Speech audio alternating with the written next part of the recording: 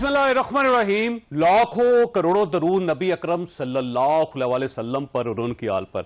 Senator Kamran Murtaza साहब का ताल्लुक JUI के साथ है और पिछले दिन उन्होंने एक इंटरव्यू दिया था जिसमें उन्होंने ये बताया था कि जो तरामीम थी वो एक काले लिफाफे में हमें प्रोवाइड की गई थी गवर्नमेंट की तरफ से, और अभी हम उसे पढ़ ही रहे थे कि बिलावल भुट्टो साहब आ गए और फिर हमने बिलावल भुट्टो साहब से कहा कि जनाब ये आर्टिकल 8 को टच कर रहे हैं तो आपने इसको कैसे इजाज़त दे दी इनको। तो उस पर बिलावल भुट्टो साहब का ये कहना था कि हमारी ये मजबूरी है। तो उस पर फिर कामरान मुर्तज़ा साहब ने कहा कि फिर ये हमारी मजबूरी नहीं है। उसका रिस्पांस आज बिलावल भुट्टो साहब ने एक इंटरव्यू में दिया है, क्योंकि एक नई कंट्रोवर्सी है तो हम चाह रहे हैं कि प्रोग्राम के शुरू में इस चीज़ को ज़्यादा क्लियर कर लिया जाए कि कौन कहाँ पे खड़ा है और उसका क्या मकसद है। और प्रोग्राम के पहले हिस्से में सेनेटर कामरान मुर्तज़ा साहब हमारे साथ इस वक्त मौजूद हैं। कामरान साहब आपका बहुत बहुत शुक्रिया। फरमाइएगा सर, बिलावल भुट्टो साहब ने कहा है कि हमारी को आपके साथ अंडरस्टैंडिंग हुई थी कि अब हम मिल के कोई तरामीम बनाएंगे, लेकिन आप फोन नहीं सुन रहे उनका।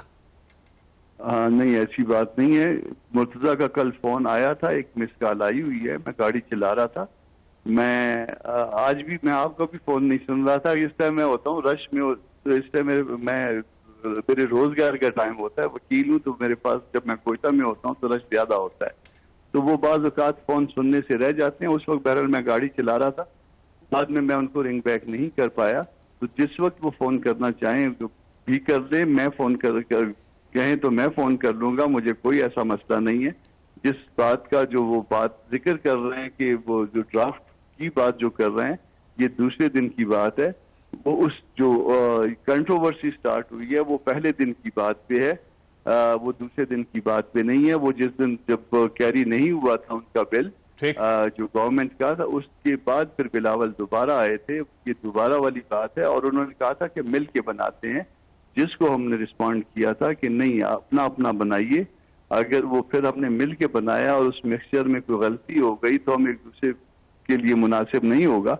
आप बना के हमसे शेयर कर लीजिए, ये बात बड़ी क्लैरिटी के साथ हुई थी कि आप बना के हमसे शेयर कर लीजिए और हम फिर हम जो ना फिर अपना ड्राफ्ट आपसे बाद में शेयर करेंगे। और मुर्तज़ा वहाब साहब की बात कर रहे हैं आप? जी हाँ, मुर्तज़ा वहाब साहब की, उनको भी जो है वो क्लैरिटी के साथ मैंने खुद बताया था कि मेरे नंबर पे जो ना आप शेयर कर दीजिए, व्हाट्सएप कर दीजिएगा, मैं उसको पढ़ लूंगा, फिर जो बात होगी। तो वो मुर्तज़ा ने आज तक तो उसमें हमें कोई चीज नहीं भिजवाई। अगर उन्होंने बना लिया है तो भिजवा दें, मैं अपना रिस्पांस उस पर जो है वो यकीनन पार्टी से पूछने के बाद, मौलाना साहब से पूछने के बाद उस पर अपना रिस्पांस दे दूंगा। मगर अभी तक उनकी तरफ से कोई शेयर नहीं हुआ। इस बात को मैं डिस्प्यूट नहीं करता कि उनका कल एक मिस कॉल आई हुई है, और इस बात को मैं डिस्प्यूट नहीं करता। वैसे आज कोई फोन आया उनका? क्योंकि बिलावल साहब का कहना है कि आज भी ट्राई कर रहे हैं लेकिन आप फोन नहीं उठा रहे। नहीं, नेवर। एक जो फोन आया मैं अपना फोन दे देता हूँ, तो उसको जरा चेक कर लीजिए, जितनी फोन कॉलें आई होंगी वो पता चल जाएंगी किसकी आई है किसकी नहीं आई है। अच्छा, ये फरमाइएगा कामरान साहब कि ये एग्जैक्ट उस रात हुआ क्या था, ये काला लिफाफा किसने दिया था, क्या हुआ था, ताकि हमारे नाज़रीन को समझ आ सके कि इशू है क्या बेसिकली। देखिए, ये इससे पहले जब मौलाना साहब के पास आते रहे मुख्तलिफ, प्राइम मिनिस्टर खुद भी आए, डेप्टी प्राइम मिनिस्टर साहब, जिनको as a deputy prime minister तो मुझे जो है ना तो उस पर थोड़े से अपने तहफ़्फ़ुज़ात हैं, क्योंकि वो दस्तूर में ये बात नहीं है। बहरहाल इसाक डार साहब जो है वो आते रहे, साथ अपना तारड़ साहब भी आते रहे, मोहसिन नकवी साहब भी आते रहे, इकट्ठे भी आते रहे, अलग अलग भी आए गए, मगर उसमें जो कभी भी डॉक्यूमेंट लेके नहीं आए थे। जब भी आए हमने पूरा एहतराम दिया, यानी मौलाना साहब ने पूरा एहतराम दिया, और वो गपशप लगाने के बाद जो है ना वो फिर चले जाते थे। हम उनसे डॉक्यूमेंट मांगते थे कि वो है क्या, वो कहते थे नहीं बड़ी इनोसेंट सी चीजें हैं, बड़ी हम कॉन्सेप्ट उन्होंने जो वो किए वो कॉन्सेप्ट तो बड़े इनोसेंट लगते थे, मगर वो हम उनसे डॉक्यूमेंट्स का तकाजा करते रहे। फिर जिस दिन सुबह जो है वो ये टेबल होने की वो बात थी, उस मिड नाइट में एक काले जो है ना लिफाफे में ये आए हैं, मेरे हवाले डायरेक्टली नहीं हुए, मैं मौलाना साहब। ये सर किसने दिया था लिफाफा? ये मेरे हैंड ओवर डायरेक्टली नहीं हुए, मुफ्ती अबरार साहब या किसी और दोस्त के हवाले जो है ना हुए हैं, उन्होंने मुझे ला के दिया। किसने दिया ये मुझे नहीं पता, मगर मुफ्ती अबरार साहब ने मुझे दिया था कि ये आ गया है। और उसके थोड़ी देर बाद फिर बिलावल साहब भी आ गए थे इसके ऊपर कन्विंस करने के लिए जो कुछ हमें दिया गया था। और अगर जो कुछ हमें दिया गया था उसको अगर आप देखना चाहें तो इस्लामाबाद में पड़ा हुआ है, मैं कल आपके साथ शेयर भी कर सकता हूँ। जाहिर है उस पर जब بلاول آئے تھے تو اسی پہ کنونس کرنے مولانا صاحب کو آئے تھے نا, تو پھر اس کے اوپر مولانا صاحب نے اتفاق کیا تھا یا انکار کیا تھا, اسی ڈاکومنٹ کے اوپر کیا ہوگا نا. اچھا ویسے ترامیم تھی کون سی؟ آرٹیکل 8 کی تھی اور شاید 191 میں تھی. 56 اس میں کلازز تھے اس بل میں, اوریجنل بل ہے اس میں 56 کلازز تھے, اور اس میں آرٹیکل 8 بھی تھا, اس میں آرٹیکل 51 بھی تھا, اس میں آرٹیکل 106 بھی تھا, اس میں آرٹیکل 63 کے حوالے سے بھی تھا, اس میں آرٹیکل 199C بھی تھا. اس میں بہت ساری چیزیں تھیں جس کو جو ہے نا جس کے اوپر اعتراض کیا, اور ہم نے کہا کہ یہ لوگوں کے پاس جانا ہے, یہ ڈائجسٹ نہیں ہو رہی ہیں یہ چیزیں. تو اس میں جو ہے نا وہ میری بات مطلب الفاظ میں تھوڑا بہت شاید ممکنہ طور پہ رد و بدل ہو سکتا ہے, مگر مفہوم ان کا یہ تھا کہ یہ ہماری تو مجبوری تھی, یہی جو ہے نا ہم نے اور غلط انڈرسٹینڈ نہیں کیا. ہم یہی باتیں سن کے یہ سارا دن ہم باتوں کا کاروبار کرتے ہیں, سنتے بھی ہیں اور باتیں. اور یہ بلاول صاحب نے کہا تھا کہ ہماری مجبوری ہے آرٹیکل 8 کو تبدیل کرنا, اس کے اندر تبدیلی کرنا. مطلب یہ جو مسودہ تھا جس میں انکلوڈنگ جو ہم اڑے ہوئے تھے اس وقت آرٹیکل 8 پہ, تو آرٹیکل 8 کے ریفرنس سے بات ہو رہی تھی. اور یہ فرمائیے سر کہ بلاول صاحب کا یہ کہنا ہے کہ آرٹیکل 8 اور آرٹیکل 51 پہ ہم نے آپ کی ریکمنڈیشن کو تسلیم کیا تھا, یعنی کامران مرتضی صاحب کی.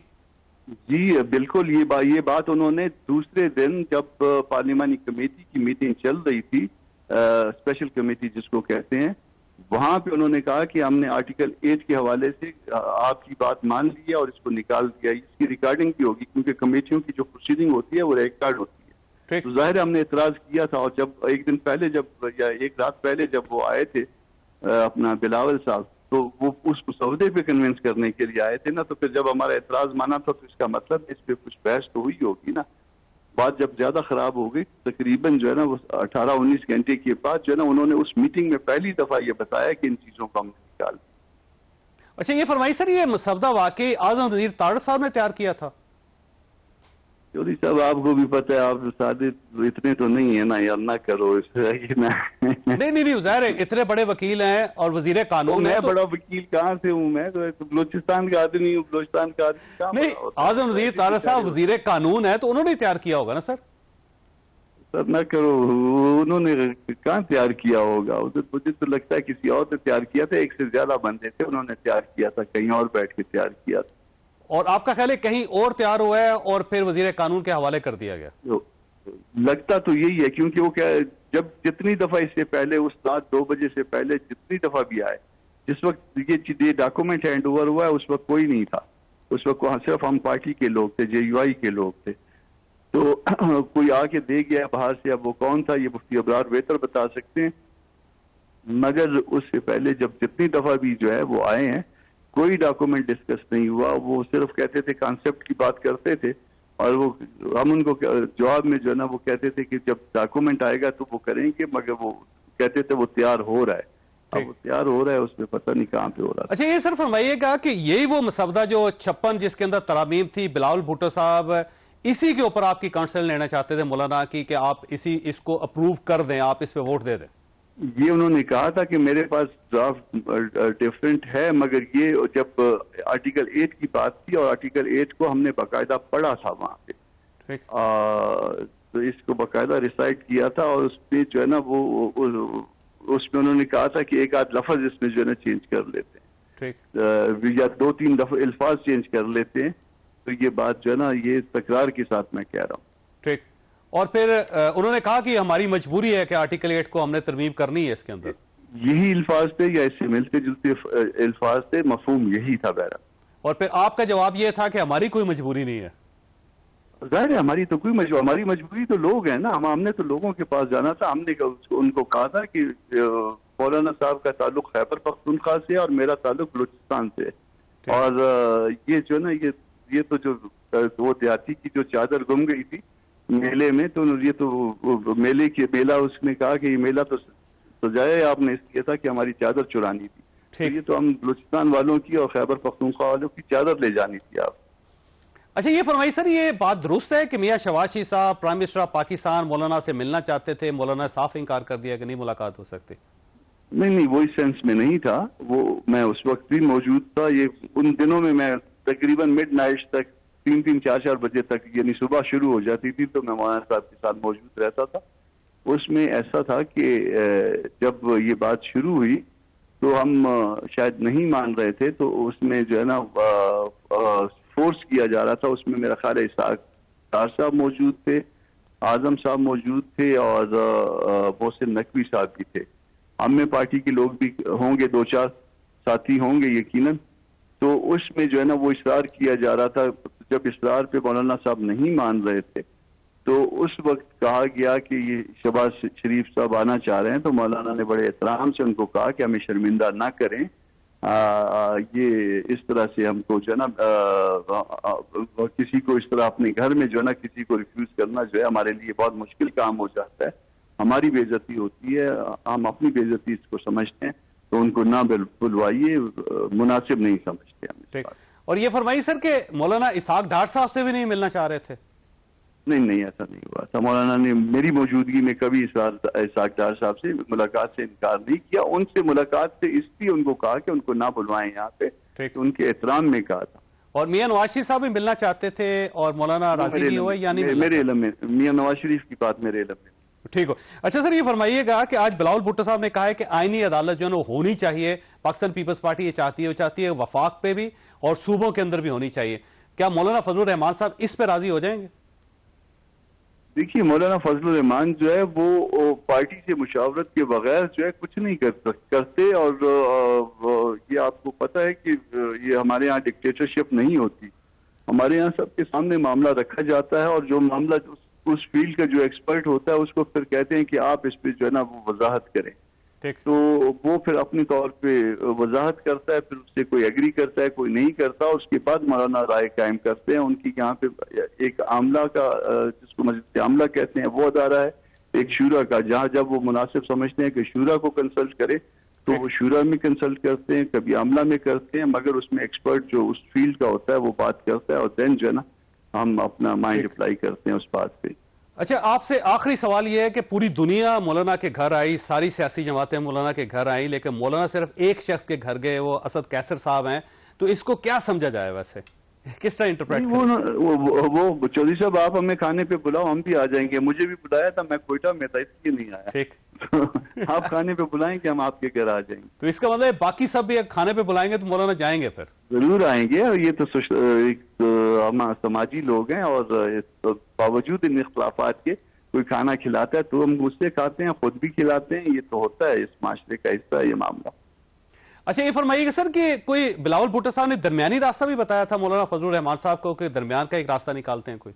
نہیں وہ درمیان کا راستہ یہی تھا نا کہ ہم مل کے جو ہے مل جل کے ہم یہ ڈرافٹ بناتے ہیں، یعنی مشترکہ ڈرافٹ بناتے ہیں JUI کا اور پاکستان پیپلز پارٹی کا. اور اس کے لیے انہوں نے تاریخ بھی بتائی تھی کہ ہماری تاریخ جو بہت اچھی رہی ہے دونوں جماعتوں کی، ہم نے جدوجہد کی ہے. تو وہ ہم نے کہا آپ اپنا بنا لیں، ہم اپنا بنا لیں. اگر مکس اپ ہو گیا پھر بعد میں ایک دوسرے پہ خامخواہ الزامات لگاتے رہیں گے. ٹھیک، تو بہتر یہ اپنا بنایا جائے. اچھا، آخری سوال آپ سے یہ فرمائیے، مرتضیٰ وہاب صاحب کو اب ان سے ریکویسٹ کر لی جائے کہ وہ آپ کو فون کر لیں، آپ کا فون اویلیبل ہے؟ میں خود فون کر لوں گا، میرا چھوٹا بھائی ہے، مگر کم از کم جو ہے نا جو کچھ ہوا تھا اس کی تصدیق کرتے.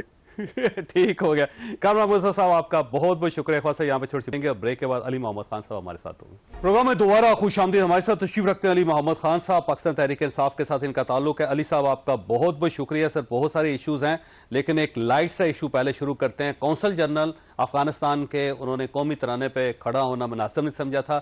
آج دوبارہ دفتر خارجہ کی طرف سے ریئیکشن آیا، انہوں نے کہا کہ جو انہوں نے تعویل پیش کیا وہ ناقابل قبول ہے اور انہوں نے توہین کیا پاکستان کی، جبکہ آپ کی پارٹی یہ کہتی ہے کہ کوئی ایشو نہیں ہے. بلکہ گنڈا پور صاحب تو کہتے ہیں کہ مسئلہ ہی نہیں، انہوں نے جو وضاحت دے دی ہے وہ کافی ہے. بہت شکریہ. بسم اللہ الرحمن الرحیم. اللہم صلی علی محمد وعلی آلہ وصحبہ وسلم. سفارتی ریلیشنز میں، تعلقات میں ایک دوسرے کے جو نارمز ہوتے ہیں ان کا احترام کرنا چاہیے، اور تمام دنیا میں ایسے ہوتا ہے. میرے خیال میں پاکستانی ترانے کے احترام میں ان کو کھڑا ہونا چاہیے تھا. ان کی طرف سے ایکسپلینیشن آئی جس کی وضاحت CM KPK گنڈا پور صاحب نے کی، کہ میوزک کی وجہ سے انہوں نے ایسا نہیں کیا، لیکن میرا خیال ہے ان کو کھڑا ہونا چاہیے تھا۔ بہرحال دونوں برادر اسلامی ممالک ہیں، بڑی مشکلات سے گزرے ہیں دونوں ملک، اور آج افغانستان آزاد ہے تو اس میں پاکستان کی بہت بڑی قیمت ہے، ہم نے بہت بڑی قیمت چکائی ہے۔ لیکن بہرحال میں سمجھتا ہوں کہ دونوں کے تعلقات میں کسی قسم کی سرنری نہیں آنی چاہیے، اگر ایک دوسرے کے سفارتی آداب کا احترام کیا جائے تو بہتر ہے۔ اچھا، اب علی صاحب مسئلہ یہ ہے کہ کیونکہ 2 بار ہمارے دفتر خارجہ کی طرف سے آ چکا ہے، اعتراض آ چکا ہے، اور اب مجھے لگتا ہے قونصل جنرل کو اس کے اپنے رویے پہ معذرت کرنی پڑے گی یا افغان گورنمنٹ کو کرنی پڑے گی، اور اگر وہ نہیں کرتے تو میرا تجربہ یہی کہتا ہے کہ پھر ان کو واپس بھیج دیا جائے گا افغانستان۔ انہیں معذرت کرنی چاہیے یا نہیں کرنی چاہیے، اور اگر نہیں کرتے تو پاکستان کا ریئیکشن کیا ہونا چاہیے؟ میرے خیال میں فورن منسٹری کا جو ڈومین ہے وہ اس کو دیکھ لیں گے۔ میں تو پہلے ہی آپ کو کہا کہ بہتر ہوتا کہ وہ قومی ترانے کے احترام میں کھڑے ہوتے، کیونکہ بہرحال ہر ملک جو ہے دوسرے ملک کے جو ان کے نیشنل اینتھمز ہیں یا ان کے جو ڈیکورم ہوتا ہے اس کو ہم فالو کرتے ہیں۔ ہمارے سفراء بھی جب بغیر بیرون ممالک جاتے ہیں، چاہے افغانستان ہو، سعودی عربیہ ہو، امریکہ ہو، یو کے ہو، غیر اسلامی ممالک ہوں، وہاں جا کے ہمارے سفراء اس ڈیکورم کو فالو کرتے ہیں جو پرسکرائب ہوتا ہے۔ میرے خیال میں اس کا بہترین حل نکل آئے گا، ریسٹرینٹ کا تھوڑا سا مظاہرہ کرنا چاہیے۔ میں تو پہلے ہی کہا کہ بہتر ہوتا کہ وہ کھڑے ہو کے قومی ترانے کو سنتے۔ یہ ایک طریقہ ہے، مروجہ ہے، اور سالہ سال سے یہ چل رہا ہے، اور دنیا بھر میں ایسے ہوتا ہے، اور ویسے بھی کہیں کسی اور ملک کا بھی ترانہ ہو تو ہم ایک دوسرے کو ریسپیکٹ کرتے ہیں۔ بدترین سے بدترین دشمن بھی دوسرے کے قومی چیزوں کو رسپیکٹ کرتے ہیں۔ ہمارے تو برادر اسلامی ممالک ہیں، قریبی تعلقات ہیں، یک جان دو قالب ہیں۔ جی بالکل ٹھیک۔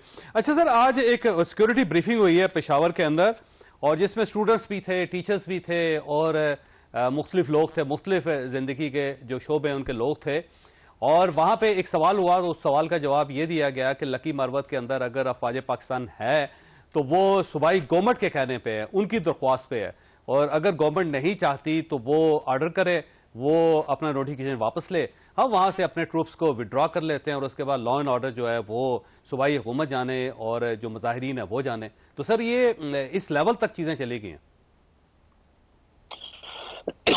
چودھری صاحب، یہ وہاں بڑا حساس معاملہ ہوا ہے، اور ہمارے لیے لمحہ فکریہ ہے کہ وہ جو ہمارے قبائلی بھائی ہیں جو بغیر وردی کے پاکستان کے سپاہی ہیں، وہاں کبھی بھی آپ پچھلے 77 سال کی تاریخ میں دیکھ لیں، چند سال نکال کے شروع کے ٹائم پہ تو کوئی ہماری پاک فوج کی جوان وغیرہ وہاں ہوتے ہی نہیں تھے۔ ہمارے جو ہے قبائلی ہی ایک طرح سے پاکستان کی فوجی کا کردار ادا کرتے تھے، آج بھی کرتے ہیں، آج بھی بغیر وردی کے سپاہی ہیں، پاکستان کے ہیں۔ لیکن یہ جو عدم اعتماد آیا ہے، جو قبائلی عوام کا اداروں پہ عدم اعتماد آیا ہے، یہ لمحہ فکریہ ہے۔ میں سمجھتا ہوں ڈی جی صاحب کی آپ نے بات کی ہے، وہ ضرور اندر اس پہ اپنے جو ان کے تھنک ٹینکس ہے اس پہ ڈسکشن کر رہے ہوں گے کہ کیوں یہ بد اعتمادی کیوں آئی ہے۔ میرے خیال میں اس پہ وزیر اعلیٰ صاحب کی لیڈ میں ان کو بیٹھنا چاہیے، اور جو مناسب اقدامات ہوں گے وہ ہماری صوبائی حکومت لے گی۔ میں سمجھتا ہوں کہ اس موقع پہ جو صوبائی حکومت ہے اس کے ہاتھ مضبوط کرنے چاہیے۔ اس ایشو پہ مرکز کی حکومت کو اور مرکزی جماعتوں کو سیاست نہیں کرنی چاہیے۔ کسی بھی صورت میں پاکستان کی جو نیشنل سیکیورٹی ہے، ہماری جو انٹیگریشن ہے، جو ہماری امن و امان ہے، وہ ہر چیز سے بالاتر ہونے چاہیے۔ دیکھیں، کیونکہ وہاں پہ سر لکی مروت میں پولیس احتجاج کر رہی ہے، وہ مظاہرہ کر رہی ہے، اور گورنمنٹ خیبر پختونخوا جو ہے وہ اپنی پولیس کو سپورٹ کر رہی ہے، وہ ان کو قائل نہیں کر رہی کہ آپ اس قسم کے مظاہرے نہ کریں۔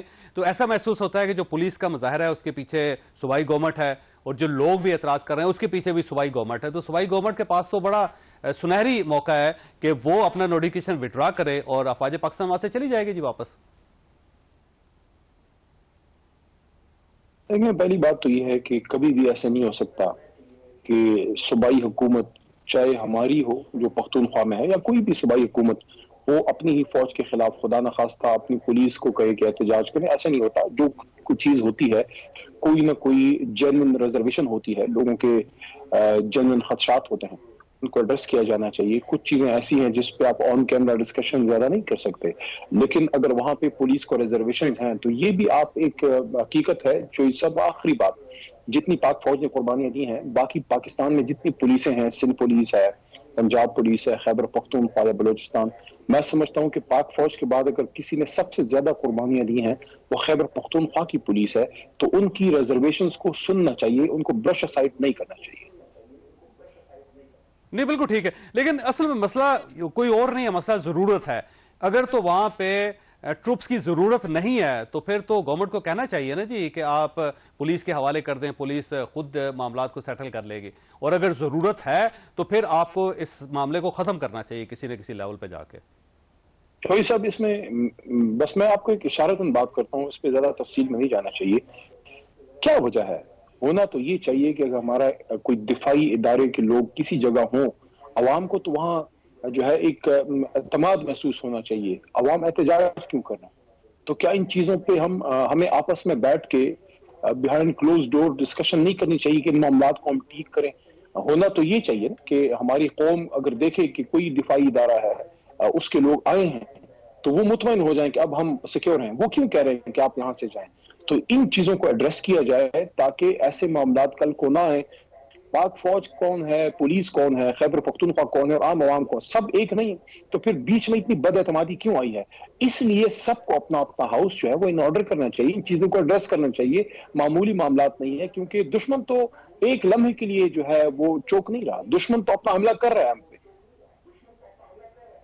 پروگرام میں دوبارہ خوش آمدید. علی صاحب, یہ اسپیکر صاحب نے خط لکھا ہے آج الیکشن کمیشن کو, اور پھر پنجاب اسمبلی کے اسپیکر صاحب نے بھی لکھا ہے, اور وفاقی اسمبلی کے اسپیکر صاحب نے لکھا ہے, اور انہوں نے کہا کہ الیکشن ایکٹ کے اندر تبدیلی ہو چکی ہے. اب جو مخصوص سیٹیں ہیں اس جماعت کو نہیں دی جا سکتی جس نے فہرست جمع نہیں کروائی, اور ان امیدواروں کو ریکنسیڈر نہیں کیا جا سکتا جو آزاد آئے اور انہوں نے کسی پارٹی کو جوائن کر لیا تھا. تو وہ ایسا لگتا ہے کہ یہ مخصوص سیٹیں دوبارہ پاکستان مسلم لیگ نون, پاکستان پیپلز پارٹی اور JUI کے مل جائیں گی, اور وہاں پہ 2/3 میجارٹی پوری ہو جائے گی, جس کے بعد ترامیم آسان ہو جائیں گی. تو کیا آپ کا رسپانس ہے اس پہ؟ نہیں, ایسا کچھ نہیں ہونے جا رہا چوئی صاحب. آخری فیصلہ سپریم کورٹ کا ہوتا ہے آئینی امور پہ, اور سپریم کورٹ کے فیصلے کو آرٹیکل 190 کے تحت حکومت کو اور الیکشن کمیشن کو امپلیمنٹ کرنا پڑے گا, اور تمام اداروں کو ان کی ایڈ میں آنا پڑے گا. میرے خیال میں اسپیکر صاحب کا یہ خط بالکل غیر ضروری تھا, اور جو ابھی حالیہ کرائسس ہوا ہے, جو لوگ اغوا ہوئے پاکستان کی نیشنل اسمبلی سے, ہمارے MNAs اغوا ہوئے اور ان کے پروڈکشن آرڈرز جاری ہوئے, ایک اچھا کردار ادا کیا اسپیکر صاحب نے. میرے خیال میں یہ خط لے کے اس کردار پہ رد لگی ہے, اور کوئی بہتر فیصلہ نہیں ہے, کیونکہ ایکس پوسٹ فیکٹو یا جو ریٹروسپیکٹو لیجسلیشن سے آپ اپنے حق میں چیزیں نہیں کر سکتے. آپ مستقبل کے لیے قانون ضرور بنا سکتے ہیں کہ آئندہ ایسا ہوگا یا آئندہ ویسا ہوگا, لیکن جو کوئی فیصلہ ہو چکا ہے اور موجودہ قانون پہ, یعنی آج اگر علی محمد اور جاوید چوئی صاحب کوئی بات کر رہے ہیں, آپس میں ہمارا معاہدہ ہوتا ہے قانون کے مطابق, وہ لیگل ہے, اور ہم آج ایک قانونی معاہدہ کرتے ہیں, اور اس کے مطابق میں نے آپ کو کچھ پیسے دینے ہیں یا میں نے آپ کو کوئی پراپرٹی آپ کے نام کرنی ہے.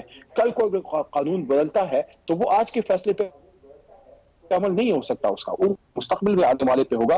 تو اس لیے تو بڑا آسان ہو جائے گا چودھری صاحب کہ اگر کوئی حکومت ایسا کرنا شروع کر دے کہ سپریم کورٹ روز, آخری بات, روز فیڈریشن آف پاکستان جس میں مرکزی حکومت بھی ہوتی ہے, صوبائی حکومتیں بھی ہوتی ہیں, وہ سپریم کورٹ آف پاکستان میں جا کے مختلف چیزوں پہ وہ پٹیشنز کرتے ہیں, وہ چیلنج کرتے ہیں, اور کچھ فیصلے فیڈریشن کے حق میں آتے ہیں, کچھ فیصلے فیڈریشن کے خلاف آتے ہیں. یہ تو بہت غلط روایت پڑ جائے گی کہ اگر جب فیصلے آپ کے سپریم کورٹ میں آپ کے خلاف آئیں اور آپ سپریم کورٹ میں فیڈریشن اپنا کیس ہار جائے تو فوری طور پہ کل کو جا کے لیجسلیشن کر کے فیصلے اپنے حق میں کر دے. اس طرح سے تو آپ بیلنس آف پاور اور سپریشن آف پاورز کے کانسیپٹ کو ختم کر دیں گے, اور جوڈیشری کو عملی طور پہ آپ معطل کر دیں گے.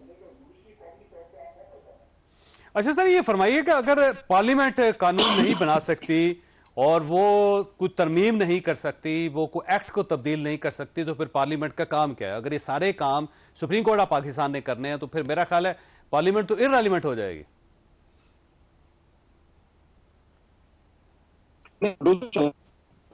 یہ ایسی باتیں ہو رہی ہیں کہ پارلیمنٹ قانون سازی نہیں, بالکل یہ آئین پہ بلڈوزر لائے گا.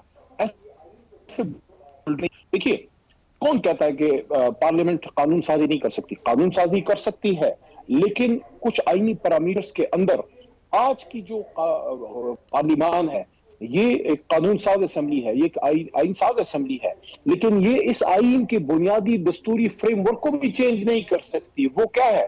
وہ سپریشن آف پاورز کا کنسپٹ ہے کہ پارلیمنٹ اپنے آئین قانون سازی میں سپریم ہے، لیکن وہ جوڈیشری یعنی عدلیہ کے اختیارات کو اتنا کم نہیں کر سکتی ہے، اس کو اتنی چھیڑ چھاڑ نہیں کر سکتی کہ عدلیہ حکومت کے تابع ہو جائے، یا کوئی ایسی قانون سازی لیکن اب دیکھیں پارلیمنٹ جو ہے وہ اوورآل کر چیف دے۔ الیکشن کمیشنر ہے سر، اب انہوں نے اسپیکر صاحب کا خط ہے اسے دوبارہ سپریم کورٹ آف پاکستان بھیج دیا ہے۔ ایک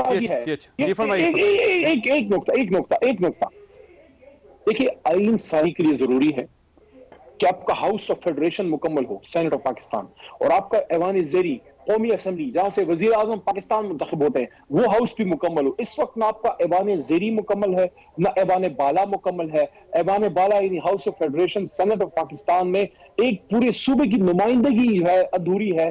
سینٹ کا الیکشن نہیں ہو سکا خیبر پختونخوا میں، تو وہاں آپ آئینی ترامیم کیسے پاس کر سکتے ہیں جب ہاؤس مکمل نہیں ہے، اور نیچے آپ کی ریزرو سیٹس بھی نہیں ہے اور مائنورٹی سیٹس بھی مکمل نہیں ہے تحریک انصاف کی، تو نیچے کا ہاؤس بھی نامکمل، اوپر کا ہاؤس بھی نامکمل۔ پہلے ہاؤسز کو مکمل کیجئے، اس کے بعد آئینی ترامیم کی طرف آئیے۔ اچھا سر، اس میں اب الیکشن کمیشن ہے اس نے بڑا سمارٹلی پلے کیا ہے، انہوں نے اسپیکر صاحب کے دونوں جو خط ہیں نا، ایک پنجاب اسمبلی کے اسپیکر کے اور وفاقی اسمبلی کے اسپیکر کے، وہ سپریم کورٹ آف پاکستان بھیج کے ان سے رائے مانگ لی ہے کہ اب آپ بتائیں جی اب ہماری صورتحال کیا ہے۔ تو اب دوبارہ یہ گیند جو سپریم کورٹ آف پاکستان میں چلے گی، اب ظاہر فیصلہ اس کا بھی سپریم کورٹ آف پاکستان نے کرنا ہے۔ سپریم کورٹ اپنا پاکستان سب سے بڑی عدالت ہے، اور الیکشن کمیشن اس وقت وہ کردار ادا کر رہا ہے جو ان کو نہیں کرنا چاہیے۔ ان کو سپریم کورٹ کے فیصلے پہ عمل کرنا چاہیے، اور بالکل ان کا رابطہ ہوگا، الیکشن کمیشن کا ہونا بھی چاہیے اسپیکر آفیسز سے، لیکن اچانک جو ہے الیکشن کمیشن میں میٹنگ ہونا کہ سپریم کورٹ کے فیصلے پہ عمل کریں، کس طرح کریں، پھر اچانک اسپیکرز کا لیٹر آ جانا، پھر وہ لیٹر کا سپریم کورٹ چلے جانا، لگتا ہے بڑی اچھی ٹیم ورک ہے۔ ٹھیک ہو گیا۔ اچھا آخری سوال آپ سے سر، یہ فرمائیے گا، آج بلاول بھٹو صاحب نے کہا ہے کہ آئینی عدالت ہر صورت بننی چاہیے، اور صرف وفاق میں نہیں بننی چاہیے، صوبوں کے اندر بھی بننی چاہیے، اور ایک امپریشن یہ بھی کریٹ ہو رہا ہے کہ شاید مولانا فضل الرحمان صاحب بھی اس پہ راضی ہیں، اور یہ کامن ایجنڈا ہے جے یو آئی اور پاکستان پیپلز پارٹی کے درمیان۔ تو اگر یہ آئینی عدالت بن جاتی ہے تو آپ کو کیا اعتراض ہے پھر؟ کسی غیر آئینی کام کے لیے آئینی عدالتوں کا سہارا نہیں لینا چاہیے، اور دوسری چیز یہ ہے کہ جس آئینی پیکج کی باتیں ہو رہی تھی اور جس کی دلالت بلاول صاحب بھی کر رہے تھے، ہم کوئی توقع بھی نہیں کر سکتا، کوئی سوچ بھی نہیں سکتا۔ وہ انگریزی میں کہتے ہیں کہ not in their wildest dreams would have somebody thought کہ the grandson of بھٹو صاحب کا نواسا جس نے آئین بنایا تھا، اس کا نواسا اسی آئین کے بخیے ادھیڑنے کے لیے رات کو اتنا برسر پیکار ہوگا، اور وہ ادھار کھائے بیٹھا ہوگا کہ اس آئین سے بنیادی حقوق کو ختم کرنے کے درپے ہو جائے گا۔ کیا ان کو پتا ہے کہ آرٹیکل 8 میں کیا کرنے جا رہے تھے؟ کیا ان کی اس عمل سے بھٹو صاحب اور ان کی جو شہید والدہ محترمہ ہیں ان کی قربانیوں کو یہ رائے گا نہیں لے جا رہے؟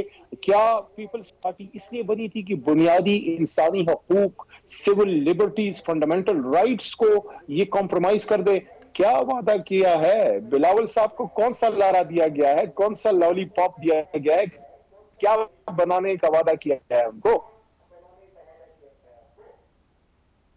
تو سر یہ آئینی عدالت، اس کا مطلب یہ ہوا کہ پاکستان تحریک انصاف کے لیے ایکسیپٹیبل نہیں ہے، خواہ مولانا فضل الرحمان صاحب اس پہ راضی ہو جائیں، خواہ بلاول بھٹو صاحب اس پہ راضی ہو جائیں، خواہ ایم کے ایم، کاف لیگ، پاکستان مسلم لیگ نون سارے راضی ہو جائیں، تب بھی آپ کے لیے ایکسیپٹیبل نہیں ہوگی؟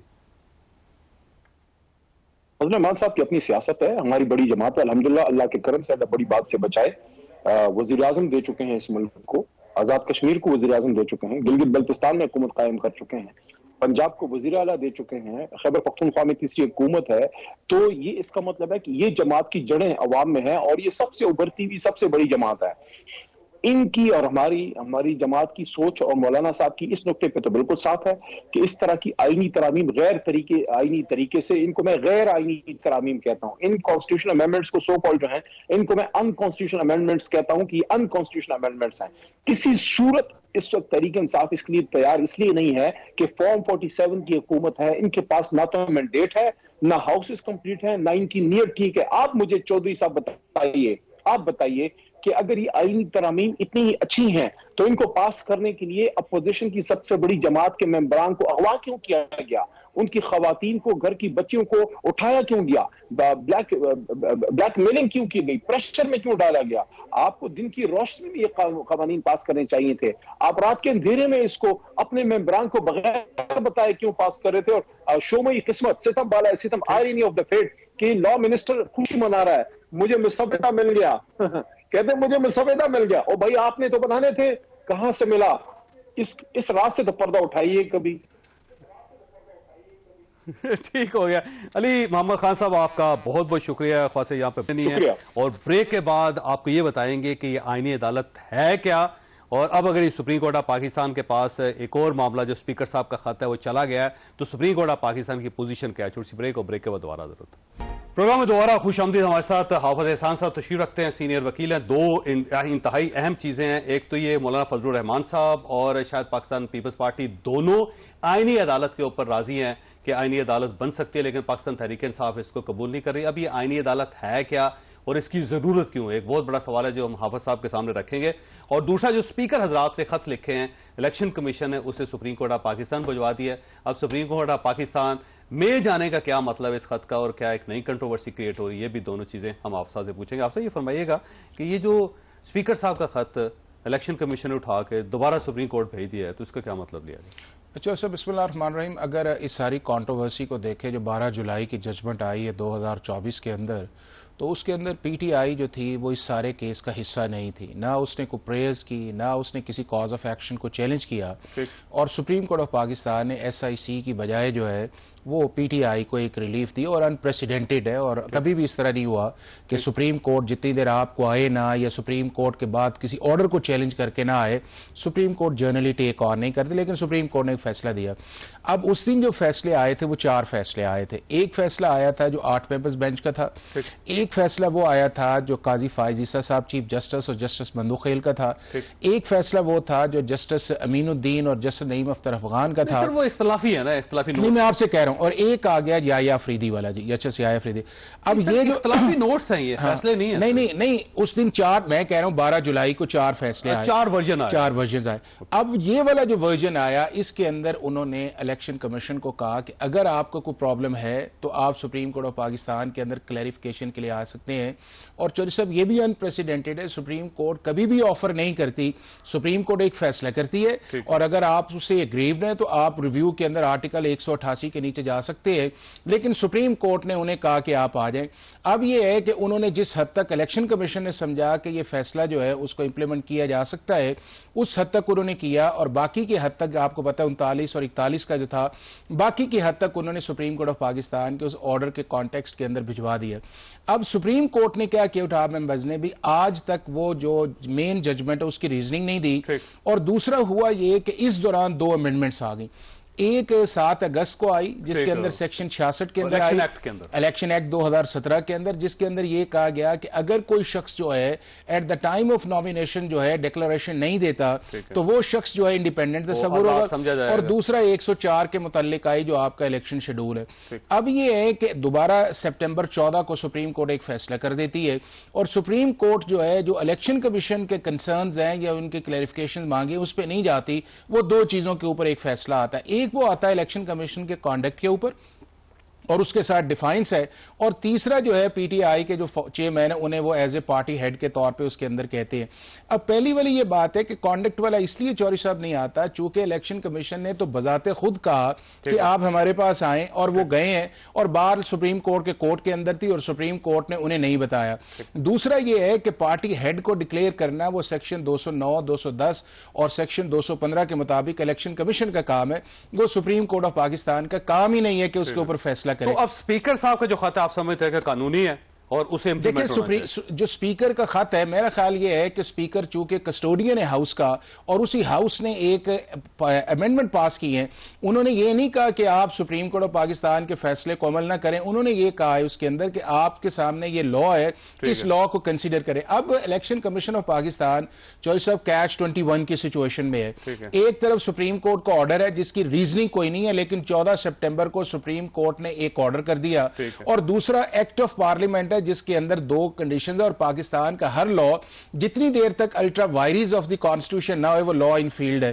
اب اس پوزیشن نازک ہے الیکشن کمیشن کی۔ الیکشن کمیشن میرا خیال ہے کہ مناسب یہ ہے کہ الیکشن کمیشن آف پاکستان ایک اپلیکیشن فائل کرے اور انہیں کہ سر ایک آپ کو آرڈر ہے اور دوسرا آپ کے آرڈر کے ہوتے ہوئے جب آپ نے یہ کیا آپ کو پتا تھا کہ الیکشن ایکٹ کے اندر امینڈمنٹس آ گئی ہیں تو آپ کو اس کو کنسیڈر کرنا چاہیے تھا، نہیں ہے اس کو آپ اوپن ہیئرنگ کریں اور فل کورٹ کے اندر جا کے ہمارے پاس یہ بتائیے کہ آئینی عدالت جو ہے وہ بننی چاہیے؟ دیکھیں آئینی عدالت بالکل بننی چاہیے، اور آئینی عدالت کے اوپر پاکستان کی ساری پولیٹیکل پارٹیز ایگری ہے، اس پہ پی ایم ایل این بھی ہے، پیپلز پارٹی بھی ہے، پی ٹی آئی نے بھی بات کیا ہے، مولانا فضل الرحمان نے سینٹ اسمبلی کے اندر تقریر کر کے کی ہے۔